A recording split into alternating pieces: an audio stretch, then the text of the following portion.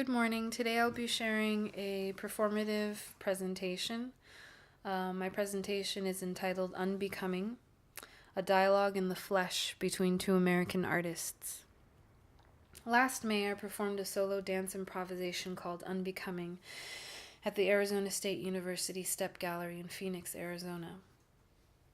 Unbecoming was a solo dance improvisation in dialogue with the work of visual artist Ashley Chakowski, whose gallery show explored the potentiality of the life-death cycle and the concept of fertility as conveyed through visual art, created with the use of dead birds.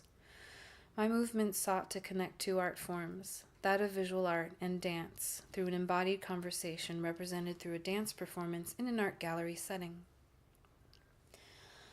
Unbecoming was a dance that transmitted the visual artist's conceptual reality through the dancer's flesh, moving in conversation with the physical space and in conversation with the conceptual environment the visual art created.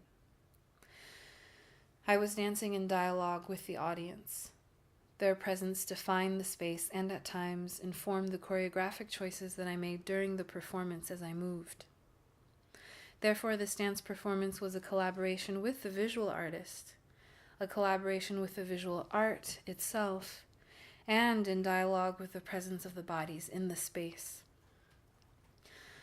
I'm going to show some archival material of our creative process and some archival video footage of the dance performance. In this presentation, I will be using the word archive to refer to what we traditionally associate with archives, such as written documents and photographs. But in my research, I am also interested in the body as a living archive that records, transmits, and generates memory. Here are some words that will help you follow me on this journey as I invite you into my process.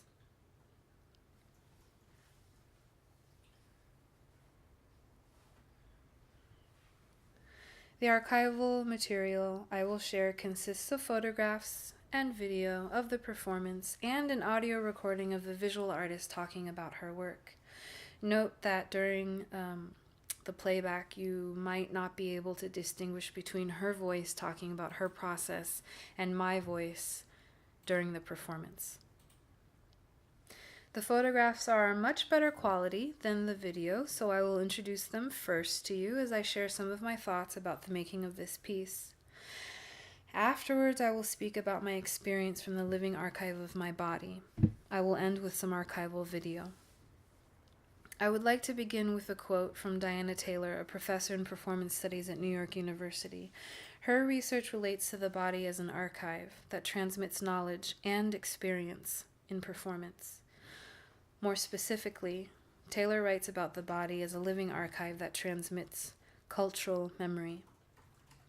In this next quote, Taylor compares the traditional notion of archive to the concept of the body as a living archive. She writes, "The live performance can never be captured or transmitted through the archive. A video of a performance is not a performance, though it often comes to replace the performance as a thing. In contrast, embodied memory, because it is live, exceeds the archive's ability to capture it." I open with this quote because my interest is in the body as a living text that carries within it histories and cultural perspectives. These histories and cultural perspectives are informed by lived experience. My interest is in the body as a living archive in motion, in the embodied act of dance, that in Taylor's words, generates, records, and transmits cultural memory and performance. My point is that this dance is a transmission of the artist's concepts of life, death, and fertility, but also a transmission of my own cultural memories associated with life, death, and fertility. The dance is an embodied dialogue, a fleshly dialogue with the artist, the art, the space, and the audience in the space. I was generating cultural memory in the act of performing Unbecoming. My body was recording the experience of the event, and I was transmitting the dialogue between the visual artist and myself through my body. The bodies of the audience that inhabited the space were active participants in the dialogue of performance. Their bodies were living bodies that carried their own memories. The role of the audience is what Taylor defines as the witness participant role. The witness participants inhabited the gallery space and defined the performance space. Their active presence as living bodies responding to the performance enacted a cellular or corporeal dialogue of recording, generating, and transmitting experience, knowledge, and memory during the dance performance. Their memories informed their viewing of my performance, and their responses informed the choices that I made in the improvisation.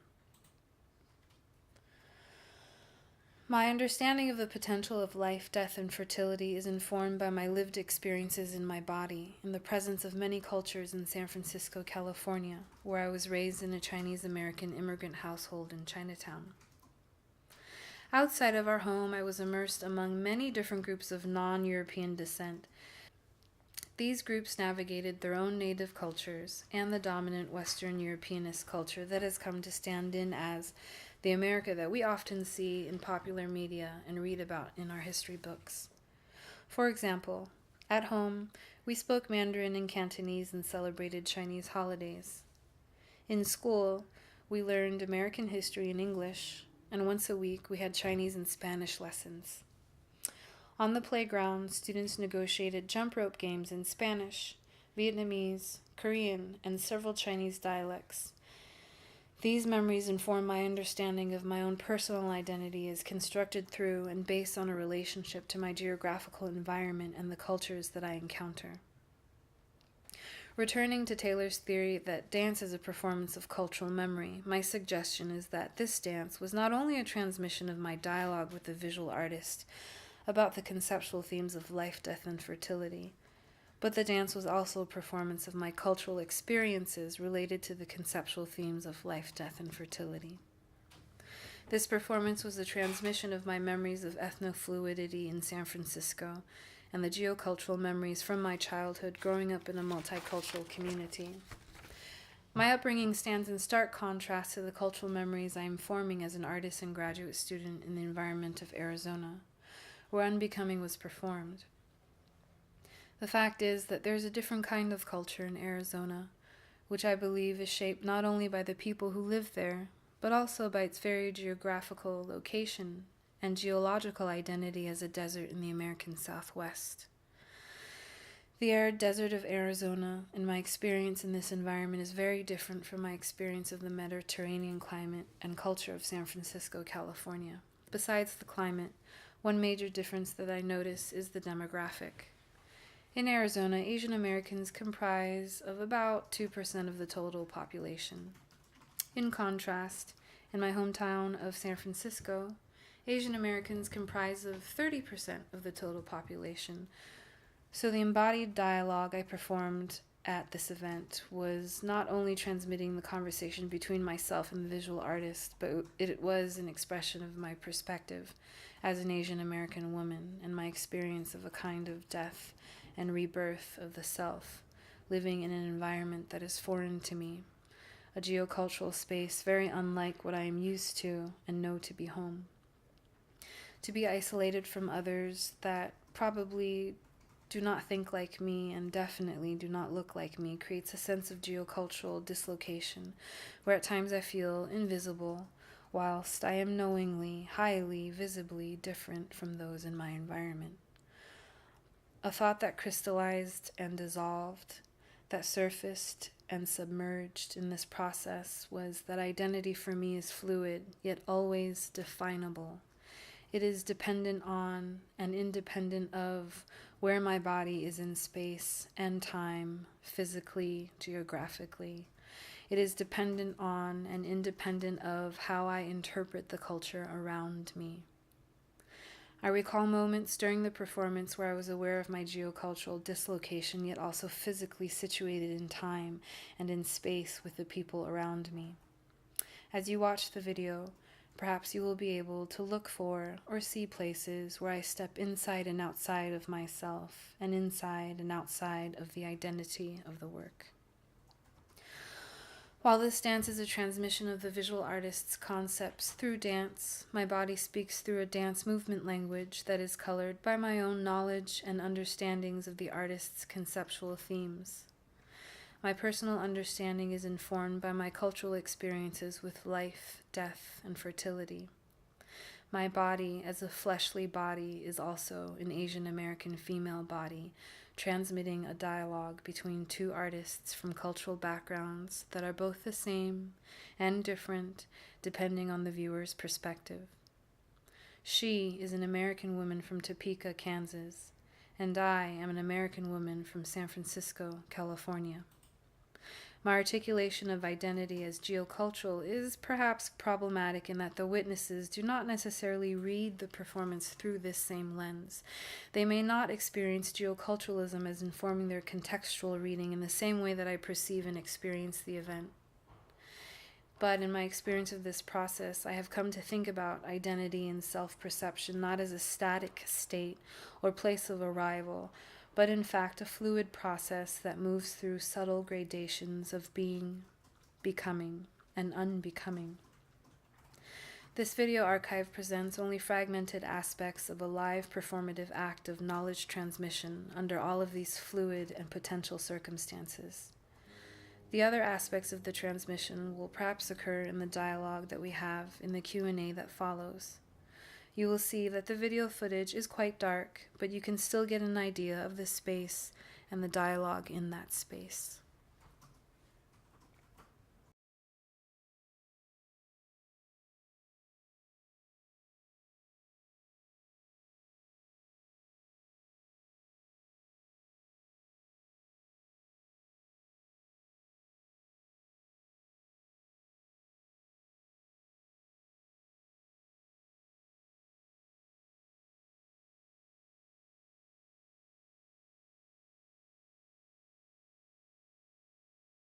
Piece and the owl piece both were the first two pieces that I made in this entire video series, so part of the reason I think why they're so important to me literally is that they were the beginning of this new part of my process and this new whole entire movement in my work. They were made within several weeks of each other, but this one was the first. I was really thinking about the symbol of the egg as being this beginning and ending in the cyclical process, but also this idea of something that is lost and may never be found again. It's called Inside, although it's had lots of different names. Inside and Knowing was another one. But when I made it, I was thinking about, at the time I was collecting objects and thinking about the symbolic nature of objects, and I didn't know why I was so attracted to this egg, but it was beautiful on the outside. It was this blue and speckled, and it had this sort of shimmer to it. So I was attracted to the outside, but then I was really surprised the first time I had seen one and I opened it, and the inside is this black, this like dark kind of visceral mess. And there was something about, there was something about the difference between this really clean and beautiful outside casing, this sort of like framing, keeping everything in, and the difference between that and sort of the messiness of the inside. And I was originally collecting these objects and photographing them. Actually, I was scanning them in. But I knew that with this object, there was no way to show both the inside and the outside and sort of that transition in a still image. So I wanted to make a video. And at the time I was not making any videos. And it was really important to me that in order to open it, I didn't want to use anything other than my body. So I recorded it just with me holding the egg in my hand. And I had never realized actually before how difficult it is, how strong eggs are, they are the strongest shape, and how difficult it is to get to the inside without some external sort of pressure. So I was tapping it at first and nothing was happening, and then I was squeezing it and I just had to keep adding pressure, and I was really surprised by how powerful, how strong this casing was. And then when I finally broke it, it was a surprise to me, and I had this incredible emotional reaction, because it was like in order to find it, in order to get to the inside, I had to totally destroy it. So it was this just incredible emotional moment, and for the longest time, I didn't look at it, I didn't show anyone, but I realized after the fact that part of the symbolism of the egg, and this specific egg that was beautiful on the outside and really dark on the inside, was this idea of fertility. And I had made it at a time in my life when I was becoming really aware of the reality of living in this fully mature female body that was getting to a point that time was starting to have an effect. And it wasn't just an internal thought process, it was actually external pressures were reminding me constantly that this is basically essentially of this biological time clock. And this egg became a symbol of that, knowing that at some point this very real kind of corporeal existence of being and having this vessel that's meant for childbirth, and making the choice not to use it in that way would only actually be a choice that I could make for a certain time. And at some point that choice is lost, and that potential, which is basically what fertility is in a more abstract sense, it's potential, that potential would be lost and have no way of being regained. So thinking about that in hindsight and looking back at the video now, that's a lot of what that emotional reaction was about, even though I didn't know at the time.